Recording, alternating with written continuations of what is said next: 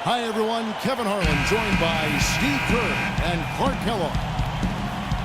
For the Utah Jazz, they come in off a good outing against the Timberwolves. And I thought, guys, they were the beneficiary of what was some lackluster defense being played against them. I agree with you. I mean, it was really shocking how many free runs to the hoop they got. Let's take a look at our starters for Portland. Batum and Aldridge are the power tandem. Lillard and Matthews pair up in the back. And it's Lopez in at center, locking down the middle. Aldridge sets up the pick now for Lillard. The feed to Matthews. Back to Lillard. Shot clock at 6. A shot by Batum, no good. And so it's Utah here with the ball. It's a three-point game. Well, the Utah Jazz enjoy what has long been considered one of the best home court advantages in the NBA here at Energy Solutions Arena. Combine the altitude with these rowdy fans, tough place to get a road win. On defense, Utah. Last time these two teams came together was also in this building. They were able to win it for the home fans. Yeah, that last matchup was really a tough game. And I thought the difference was they got some scoring from their bench, and they needed it. But that depth really was the issue. Really tough to get that shot off with the size differential there. It's not an individual matchup he's going to win every time, especially in the post. Very well done. I didn't think he had any business operating down there with the big fellas. Now here's Goodrich. Last game, an incredible scoring display for him. Phenomenal alley-oop slam right there, guys. They're taking advantage, Clark, of a team that looks lost out there. Yeah, this is threatening to get kind of ugly out here. As Steve alluded to, Clark, the previous matchup wasn't decided until the final moments. Yeah, I recall that being a fantastic game, and one of the great things about it were those unlikely heroes from off the bench. And the basket by Lillard. It's going to be tough for the defense today. If he's got his A game rolling here tonight, we'll see. Lillard against Goodrich. There's the dish to Favors. Here's Goodrich. Averaging 28 points a game. Good on the shot. And they're on fire. They've made 4 straight shots to get this thing going. Looking at Portland, they took a win in their last game against Golden State. And after that game, you look at the box score. Wow, look at the work they did at the free throw line, Clark. And just as solid was the work they did to get to the line, Steve. Constantly driving the lane, putting pressure on defenders, and drawing fouls. Well, they just gave him 2 points. Defensively, you're going to have to tighten things up here. That's not a good sign. Doris Burke has an update for us. Doris? Well, guys, Terry Stotts had a few moments to share with me. The season series is tied up going into tonight's game, and he said the thing that makes this such a compelling matchup for the fans is the strategic elements as well as the big plays. He told me, we're facing a team that really knows how to play. They execute their offense. There's not a whole lot of sloppiness. It's just a suspenseful, back-and-forth battle. Kevin, it should be fun. Okay, Doris, so Steve and Clark, what will you guys be looking for overall, defensively from this team, given they're facing such terrific shooters tonight? Well, it's going to take tremendous energy, so I would look for them to go fairly deep into their bench.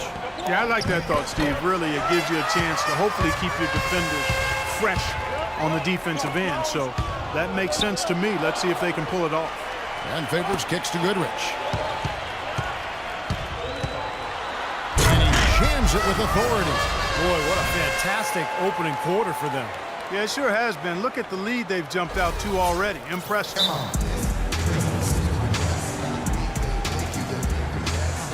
Chris Kamen's checked in for Robin Lopez. And we're approaching about 3.5 minutes played in the first quarter. Lillard dishes to Matthews. Back to Lillard. Kicks it to Batum. Now the pass to Matthews. Clock at 6. Passes it to Lillard. Portland again missing on offense. Here are the Jazz. They're on an 18-6 run. One thing that Damian Lillard has made abundantly clear in his first few seasons in the league is that he is a force when the game is in its late stages. Just steps things up in a big way every fourth quarter. Here's Kaman after Alec Burks' score. There's the pick. And Jay gets the whistle that time. Dialed in from long range. I like it. Changes. Whitey's checked in. Jazz leading by 15. Now here's Exum. Pass to Ingles. Here's Hood.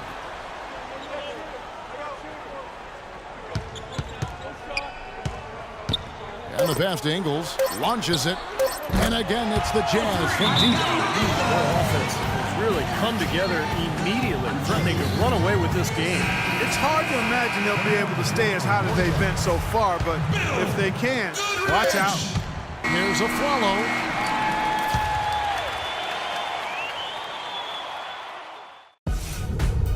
We get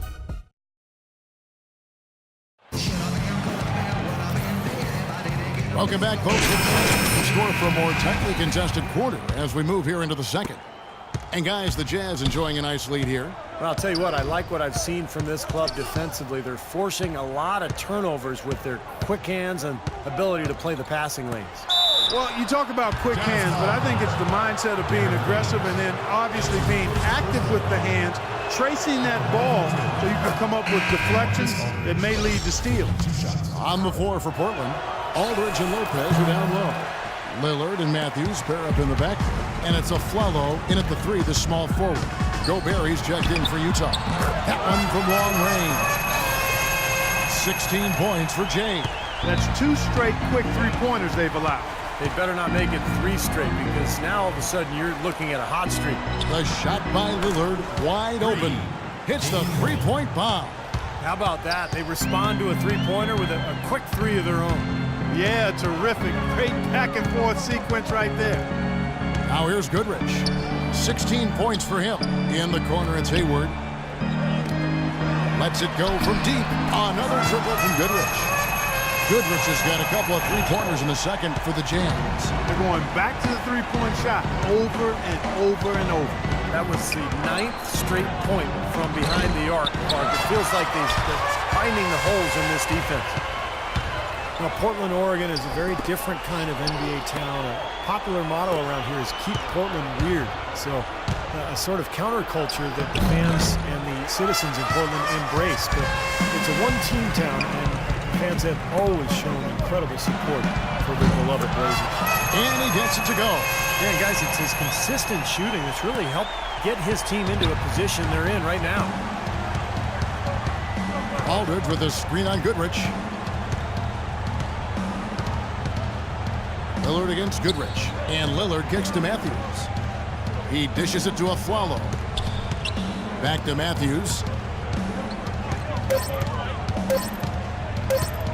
His first shot coming late. And the officials call over the back. A little too aggressive there. Well, I love the fact that he's fighting hard on the boards. But, you got to be smart, too. Over the back, that's an easy call there. Well, that's simply the result of poor position under the glass. But at least you can't fault him for being passive. He was trying to be aggressive there. And Utah making a change here.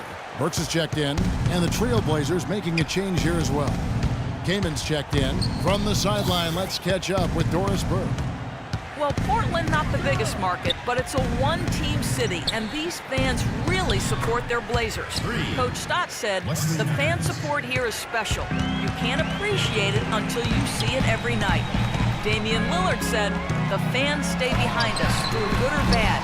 When they see us in public, it's always love. They appreciate that support, Doris. Thanks. That putback's about as easy as it's going to get. You have to put a body on someone down there. Well, no box out, that's the result you get right there. Now, here's Lillard. He picked up 33 points in their last one against Golden State. And he really competed defensively, too, Kevin. 3 steals. 13 feet away. And it hung on the rim, but wouldn't fall for him.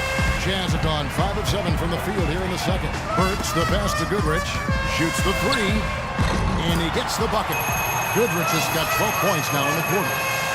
This looks like a pregame shoot-around with all the threes they're allowing. Yeah, I don't know, Clark. I think there might be even more defense in warm-ups. I mean, this is kind of embarrassing. Both teams will make substitutions. Well, if the pressure's increased in the second half of the season, these numbers these wingmen have put up from the free throw line since All-Star. 4th, Nick Batum. Well, there are some smooth strokes among that group, guys. What else can you say? As a coach, you want your small forwards to be aggressive in getting to the basket. I mean, that's a must. And with these players, whether they draw the foul or get a layup out of it, it's a win-win. Chris Kaman, always known as an ambidextrous scorer in the low block, has also now developed a deadly stroke from mid-range. It's a rare combo for a 7-footer. And I think Doris Burke has something for us right now. Doris? Yeah, during that break, the head coach of the Jazz had some words for his team. He'd like them to concentrate on their transition game, to keep the tempo fast and put pressure on the defense in the open court. He also said that their work on the offensive glass is going to be critical. He believes second chance points will go a long way toward deciding this game. Well, coach not wasting any time retweaking the game plan. We'll see if it makes a difference as we approach halftime, Kevin. And thank you for that, Doris. And for Kaman, so talented offensively, Steve, you wonder why he's only averaged about, 12 points a game in his career.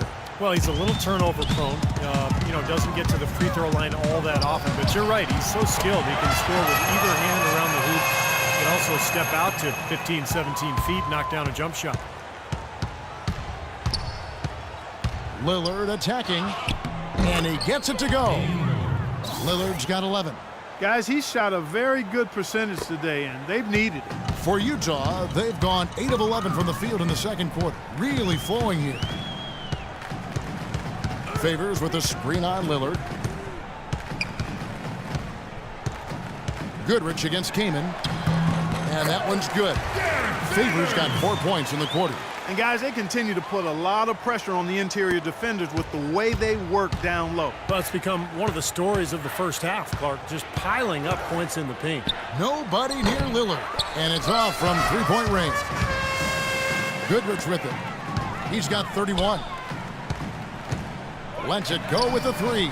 And Utah, another three. The more these three-pointers continue to drop, the more you can sense the frustration coming from this defense. No question. No matter what they've thrown at them, they've not been able to take that shot away. And Matthews kicks to Lillard. Back to Matthews. Doubled by Goodrich. Lillard attacking. Again, the Trailblazers good for two. It took him a little while to get into the flow of this game, but now he's definitely found his stride and rhythm.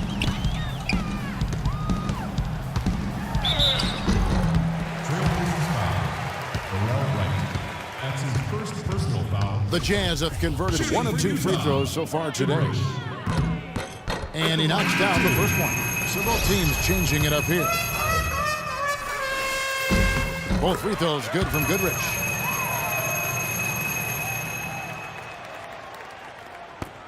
"19 seconds left in the first half of basketball. Now here's McCollum. He's covered by Goodrich. It's Aldridge penetrating. Rebounded by Goodrich. Goodrich has got his 6th rebound on the night. He got a great read of where that missed. Night. That allowed. And through one half, it hasn't even been